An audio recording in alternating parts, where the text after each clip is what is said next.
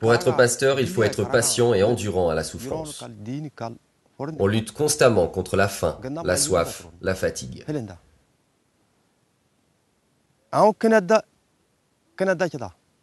Par exemple, ici, il n'a pas plu depuis 4 ans. Alors, pour que tes animaux survivent, tu les conduis là où il y a des pâturages, sur des kilomètres et des kilomètres. Mais il faut aussi les abreuver.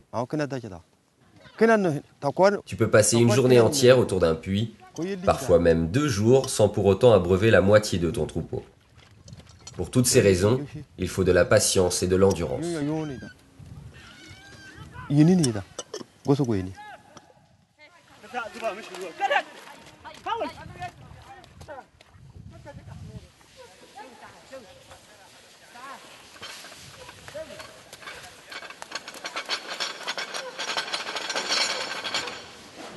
Il y a quelques jours, je me suis fait mal au bras en tombant de cheval.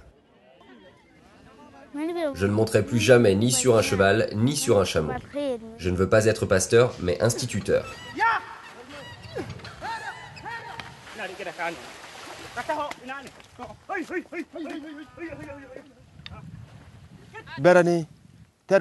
Une fois ton animal abreuvé, il ne connaît plus de limites. Il avance là où son instinct le guide. Et toi, si tu ne veux pas qu'il s'égare et qu'il devienne la proie facile des voleurs, tu dois être très vigilant.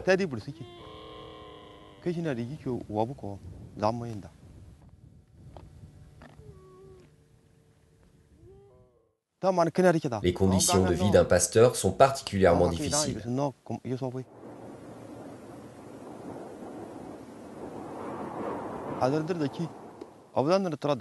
Un jour, un de mes oncles est tombé gravement malade.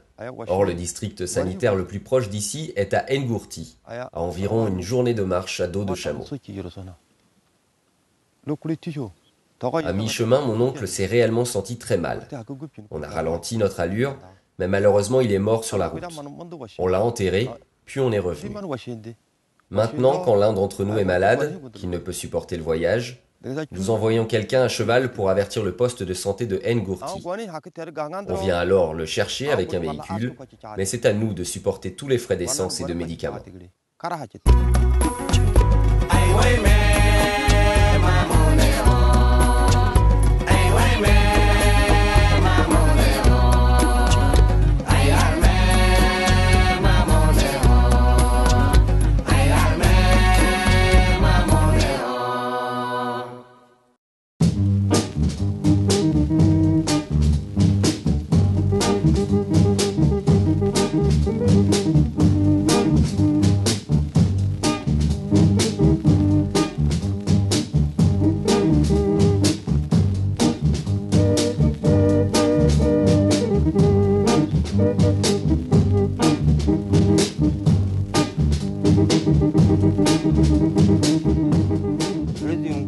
Depuis l'année 2000, notre situation ne fait qu'empirer.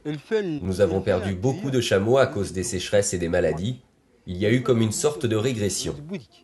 Auparavant, même si on ne percevait rien de l'État, notre vie était bien meilleure. Rien n'a changé avec la création des communes. Les maires ne s'intéressent pas plus à nous que l'État à l'époque. Ils ne sont là que pour nous prélever des taxes de voirie. Ils ne nous aident pas. Nous nous sentons mis à l'écart. Pour preuve, cela fait une année complète que notre école n'a plus d'enseignants. De plus, ce n'est qu'une tente que nous avons construite nous-mêmes avec de la paille. Nous voulons que nos enfants aillent à l'école. L'instruction, c'est la seule solution pour eux de se faire entendre, de défendre leurs droits. Pour nous, c'est trop tard. Nous sommes trop vieux.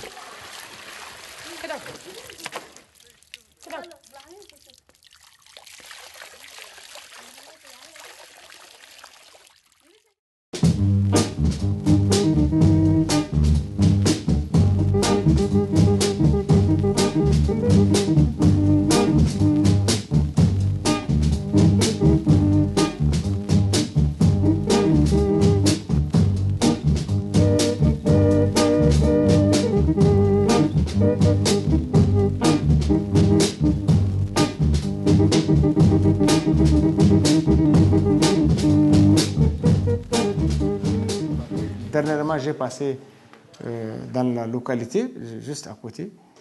Et puis, en tout cas, le chef en personne n'est pas venu. Il n'a ni écrit, par exemple, pour nous saisir. Je ne suis pas, en tout cas, informé. Mais je sais que, par exemple, pour certaines localités, certains enseignants contractuels refusent donc résilier le contrat si la localité est difficile. Et vous savez que nos localités sont très difficiles et les écoles sont très éloignées. Mais par rapport à la confection de la classe, c'est la communauté, c'est la population, elle, qui va confectionner, par exemple, le local. Normalement, c'est le chef donc, de tribu qui, avec sa population, construit, par exemple, le local. Parce que les populations aussi doivent apporter leur sien, par exemple, du sien pour que cette classe soit opérationnelle. Actuellement, toutes les écoles qui sont reculées, l'inspection, vraiment, après avoir vérifié, nous a demandé, en tout cas, de chercher tous les enfants du terroir qui ont, par exemple, leur BPC, pour qu'ils viennent, en tout cas, faire le contrat avec l'inspection, afin qu'ils puissent être affectés, en tout cas, dans les zones qui sont, par exemple, jugées très difficiles par rapport à ceux qui ne sont pas habités. Parce que vivre dans le désert, avec ce vent, avec certaines aridités, ce n'est pas n'importe qui peut tenir. Il faut vraiment être du milieu. Les communes viennent à peine de s'installer, c'est-à-dire pour même mener une bonne campagne de sensibilisation, parce qu'il faudrait sensibiliser ces populations. Normalement, ils ne doivent pas garder le même comportement d'avant, parce qu'il faut qu'elles s'acquittent de leurs taxes. Et pour que la commune puisse faire de telles choses, il faut que les taxes, par exemple, puissent rentrer. Et si on vous dit que vraiment le recouvrement, nous avons de la peine à aller recouvrer, par exemple, les taxes, parce que pour faire le tour de cette commune, il vous faut, vous voyez, avec, par exemple, surtout les véhicules en essence, là, au moins pas moins de 5 fûts de carburant pour faire le tour donc, de la commune. Et là, rien que, par exemple, vous pouvez, en tout cas, consommer 2 fûts de carburant sans apporter, par exemple, 30 000 ou 50 000 francs de taxes. Vous allez vous rendre là-bas, le chef de tribu qui dit que le marché est loin, qu'il n'a pas, en tout cas, recouvré, les administrés n'ont pas payé, et vous allez revenir bredouille. Donc il faudrait que vraiment les gens sentent la nécessité de venir eux-mêmes payer leurs taxes pour que la commune puisse agir. Nous sommes vraiment limités par ces moyens et il n'y a pas de subvention comme c'est prévu dans le budget. Il n'y a pas donc... fort heureusement que nous avons des partenaires au développement qui, eux, par exemple, investissent.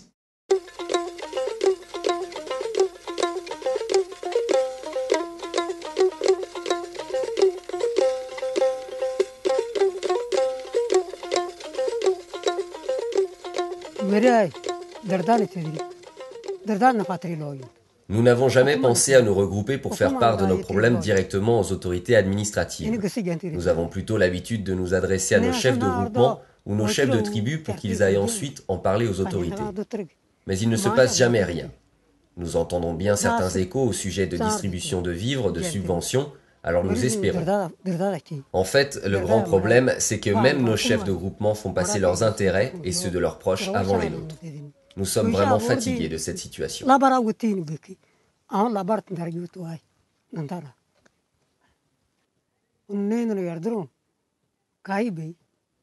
Pour venir ici, j'ai attendu un véhicule à Bourgoudé pendant 4 jours. Et maintenant que j'ai fait mes achats, j'attends de nouveau un véhicule pour rentrer. Actuellement, le transport à dos de chameau n'est plus possible. Les animaux n'ont plus de force pour nous transporter. Comme il n'y a plus d'herbe, les animaux sont très faibles.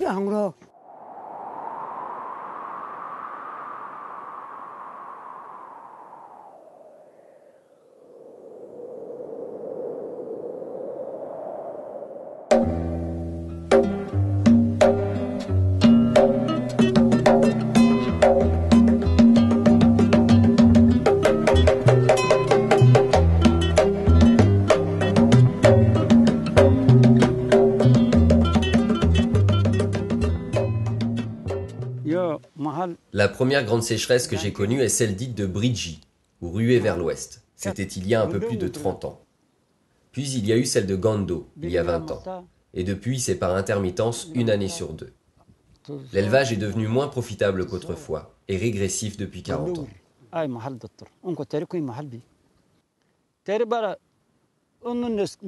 Pour preuve, nous avons quitté notre campement de Termitoklalav, où je vivais depuis 1958. Le Niger était encore une colonie.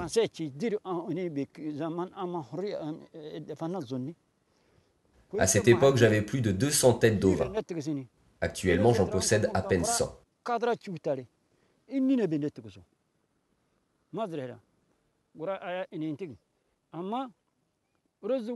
Nous savons que notre intérêt se trouve dans la diversification. À côté de l'élevage, nous souhaitons avoir une autre activité génératrice de revenus comme le commerce des bêtes. Mais nous avons besoin d'appui pour pratiquer un commerce adapté à notre mode de vie, un commerce profitable. Mais nous manquons d'expérience.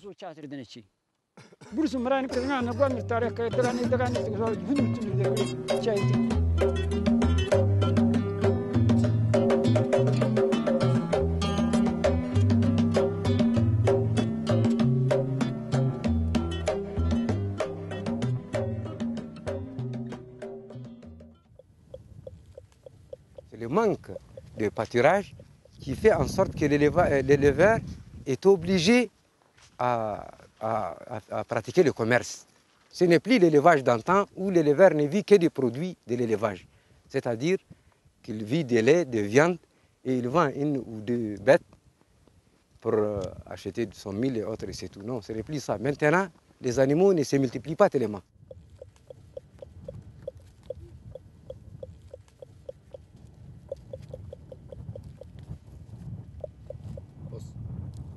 D'habitude, le nomade, naturellement, le nomade se déplace, il ne reste pas fixe. Tantôt vous nous trouvez ici, tantôt un autre lieu, on se déplace avec les animaux. Maintenant, on commence à avoir des idées de rester fixe, choisir un lieu définitif, rester fixe et garder une petite partie du troupeau.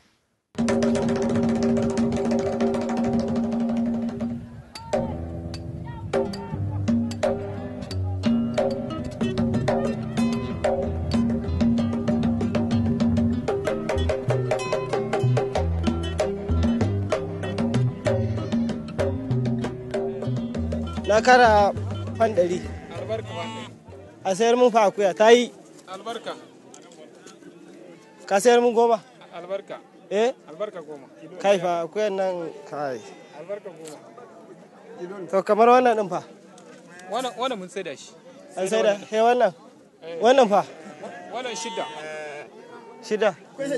shi ma wannan din to wannan din bayar kudin koya ka wata kwadar rabi wannan an kasa ka kai wani gare ne da tule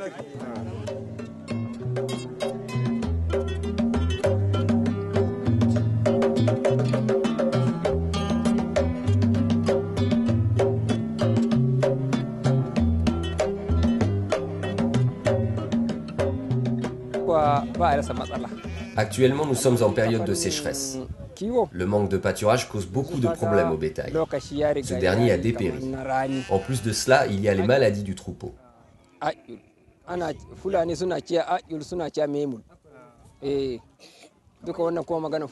y a celle que nous appelons acudée ou mimi.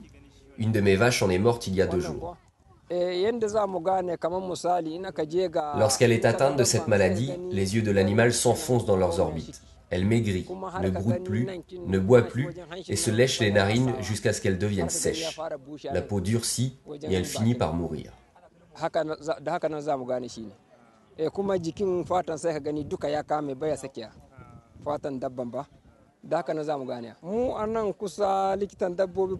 Issouf Zangui est le seul agent de santé pour toute la commune rurale de Tesker qui est très vaste. Il réside ici, à Boultoum. Lorsque nous nous adressons à lui, il vient parfois traiter nos animaux, mais bien sûr quand il possède les médicaments.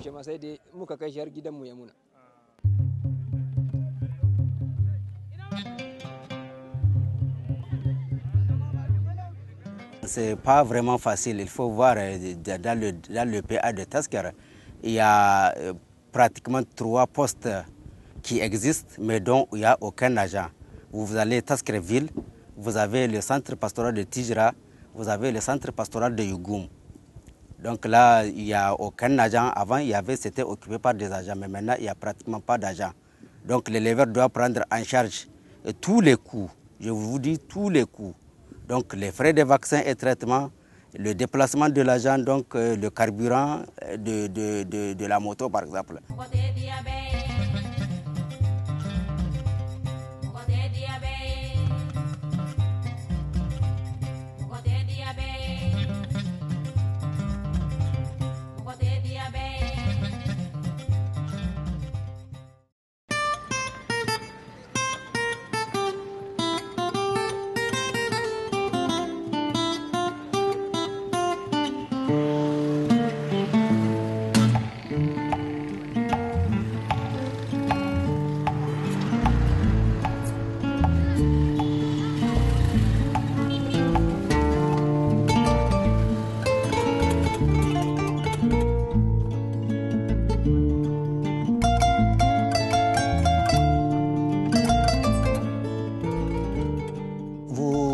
Comprenez que les éleveurs, avant l'avènement des associations, ils étaient complètement désemparés du fait de leur dispersion. Vous ne pouvez pas venir plaidoyer auprès de l'autorité tout seul. Et l'association fait d'abord le rassemblement des éleveurs, le regroupement des éleveurs. Lorsque les éleveurs font la descente dans les champs, à l'époque, l'autorité les sanctionnait n'importe comment. Et la FENEN d'Ado, comme exemple, en 2002, a intervenu au niveau du poste administratif de Demagram Takaya contre le chef de poste administratif qui a mené toute une campagne contre les éleveurs en utilisant les forces de l'ordre, notamment la garde républicaine, pour faire de la répression, pour faire du racket. Et aussi, ils ont gardé des animaux en enclos, tué des nouvelles naissances des animaux. La Fédération nationale des éleveurs du Niger, informée de la situation, s'est rendue sur les lieux et donc a intervenu pour libérer les intéressés et a porté plainte contre l'autorité administrative de la place, et ce qui a permis d'ouvrir un procès judiciaire. Aujourd'hui, jusqu'à aujourd'hui, ce dossier il est encore à la justice et le jugement n'est pas fini, mais déjà les éleveurs ont obtenu que cette autorité-là soit destituée à l'époque, limogée de son poste, et la justice est en train de demander ce que les éleveurs revendiquent pour ceux qui ont été extorqués.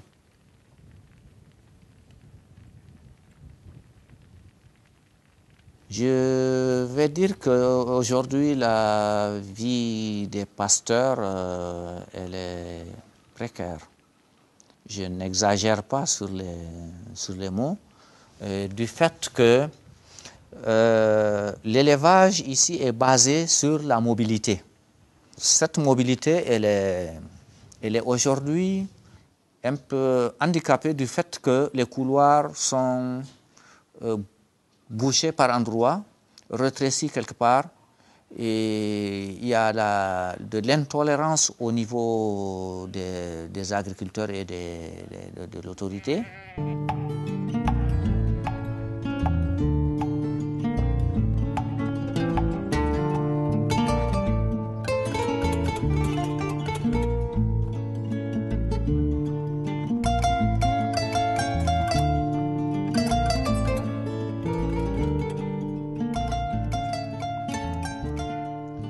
Ici, nous sommes en présence d'un couloir de passage des animaux et c'est un passage qui se ferait au milieu des champs.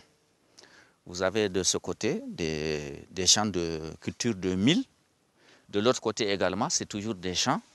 Le seul lieu laissé pour permettre aux animaux de passer, c'est ce couloir-là. Généralement, ils passent d'un espace pastoral à des points d'eau. Il conduit dans un village là où il y a la présence d'une mare qui permet aux animaux d'abreuver. Il conduit jusqu'à l'espace appelé Nassoni, c'est pas très loin d'ici. Et de là, il y a un embranchement qui rejoint le grand couloir de passage international qui va jusqu'au Nigeria. Même ici, là, vous avez vu, les cultivateurs ont sémé jusqu'ici. Ça veut dire qu'ils ont toujours envie de rentrer. Et quand l'autre aussi fait pareil, si c'est sur une grande distance, c'est fini le couloir, un jour, il s'arrête là. Quand les animaux vont arriver, il n'y a plus de passage. Ils sont obligés de rentrer dans les champs et quelquefois, ça crée des conflits entre agriculteurs et éleveurs.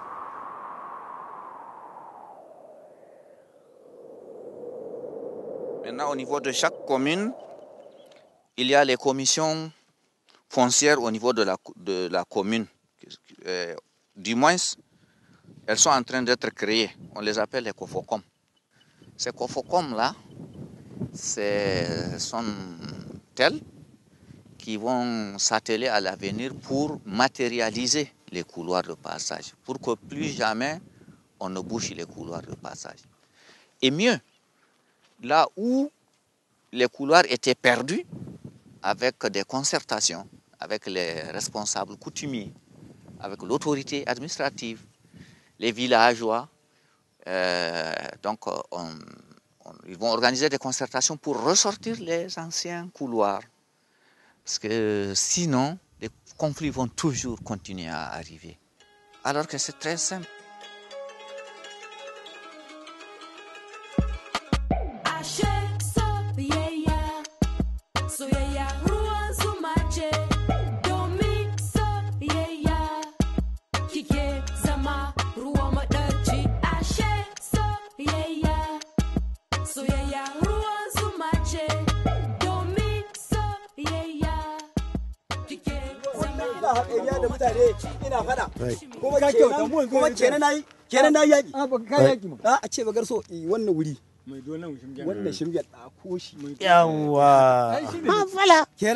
Voilà. In naga sun kawo wannan saboda Allah nan na kai baka san ma ko na me na san mine ne voilà kaga haka yake non ça c'est une explication très plausible très claire donc to ba komi yanzu kaga garso kaga daga wannan gurin in ka diba kai daidai wancan kimbali ka kare wannan shimgen naka sai ka medo shi an kare kaga wannan gurin shi wannan gurin wani ba zai noma ba.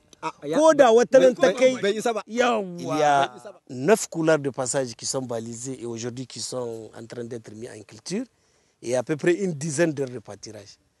Donc au niveau de la COFO, nous n'avons pas les moyens aujourd'hui. Et au niveau des associations, ils n'en ont pas. Mais le jour où nous aurons les moyens, nous allons effectuer une mission de contrôle, de mise en valeur sur l'ensemble de ces couloirs et aires de pâturage au niveau de toute la communauté urbaine de Zender.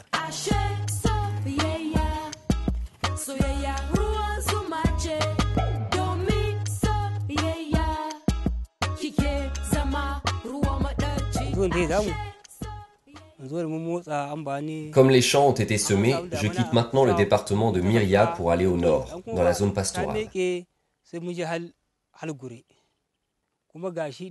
J'en ai pour une semaine de marche et je ferai des escales en fonction des pluies et des pâturages. Je reviendrai une fois les champs libérés. Ce trajet est de plus en plus difficile, car les couloirs se rétrécissent au fil des ans. En plus, je dois m'arrêter pour mes bêtes dans un pâturage tous les 5 km. Seulement, dans cette région, tous les champs sont occupés par les agriculteurs. Les puits aussi sont bien trop éloignés les uns des autres.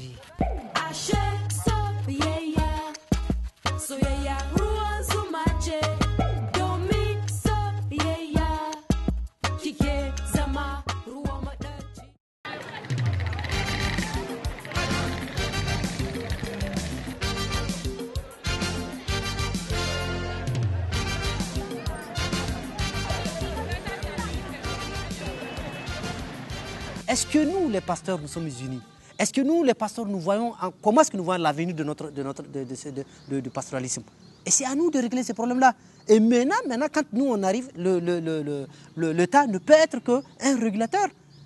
Les pasteurs doivent s'organiser. En s'organisant maintenant, là, on peut demander une subvention à l'État. Peut-être une subvention, que ce soit financière, peut-être une subvention de moyens, de pouvoir nous faciliter les tâches, en pouvoir commander, faire des commandes dans des pays étrangers. Ça ressort de l'État. Si on a besoin d'un agent vétérinaire, ça ressort de l'État. L'idée maîtresse doit repartir de nous. Donc maintenant, en montrant à l'État, voilà ce que nous voulons faire, l'État peut nous aider dans cette tâche.